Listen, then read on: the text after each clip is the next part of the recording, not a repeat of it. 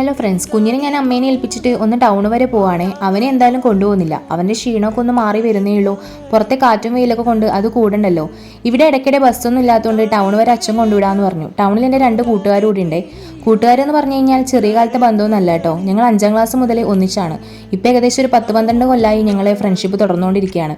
എപ്പോഴും വിളിക്കാറൊന്നും ഇല്ലെങ്കിലും എന്നും കാണുമ്പോഴും ആ ഒരു പഴയ വൈബ് ഞങ്ങൾക്ക് എപ്പോഴും ഉണ്ടാവാറുണ്ട്. ഞാൻ നേരെ പോയത് ടൗണിലുള്ള ഗോൾഡൻ ബ്യൂട്ടി പാർലറിലേക്കാണേ. അവരവിടെ ഉണ്ടാവും എന്നാണ് പറഞ്ഞിട്ടുണ്ടായിരുന്നത്. 2 ദിവസം കഴിഞ്ഞിട്ട് ഞങ്ങളുടെ ഒരു ഫ്രണ്ടിൻ്റെ മാരേജ് ഉണ്ട്. അപ്പോൾ അതിന് പോകണം. അതിനുള്ള ചെറിയൊരു മേക്ക് ഓവർ ഇവിടെ നടത്താമെന്ന് വിചാരിച്ചു.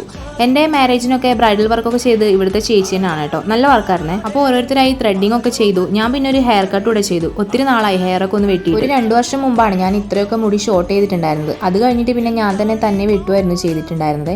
അപ്പോൾ ബോറായി പോകുന്നൊക്കെ ഒരു പേടി ഉണ്ടായിരുന്നു. പക്ഷേങ്കിൽ എനിക്ക് ഈ ലുക്ക് ഒത്തിരി ഇഷ്ടമായി കേട്ടോ. നിങ്ങളുടെ അഭിപ്രായം എന്താണ് കമൻറ്റ് ചെയ്യണേ. അപ്പോൾ അതൊക്കെ കഴിഞ്ഞ് പുറത്തേക്ക് ഇറങ്ങിയപ്പോൾ നല്ല രീതിയിൽ വെയിലുണ്ടായിരുന്നു. വെയിലത്ത് ഞാൻ വീഡിയോ എടുക്കുന്നതിന് എന്നെ കളിയാക്കാണേ അവർ രണ്ടുപേരും കൂടെ.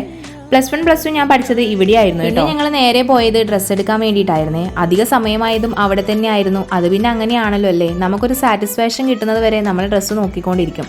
ഇല്ലെങ്കിൽ പിന്നെ വീട്ടിൽ വന്നിട്ട് ഒരു റിഗ്രറ്റ് ആയിരിക്കും. അത് എടുത്താൽ മതിയായിരുന്നു. എടുത്ത് പുറത്തേക്ക് ഇറങ്ങിയപ്പം അത്യാവശ്യം നല്ല രീതിയിൽ മഴയുണ്ടായിരുന്നേ.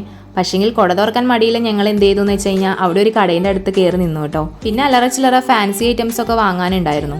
അതൊക്കെ വാങ്ങിക്കഴിഞ്ഞിട്ട് പിന്നെ ഞങ്ങൾ നേരെ പോയത് ഫുഡ് കഴിക്കാൻ വേണ്ടിയിട്ടായിരുന്നേ. അവിടെ ചെന്ന് മെനു കാർഡും ഡിസ്കഷനൊക്കെ കഴിയുമ്പോഴത്തേക്ക് ഒരു നേരമായി കേട്ടോ.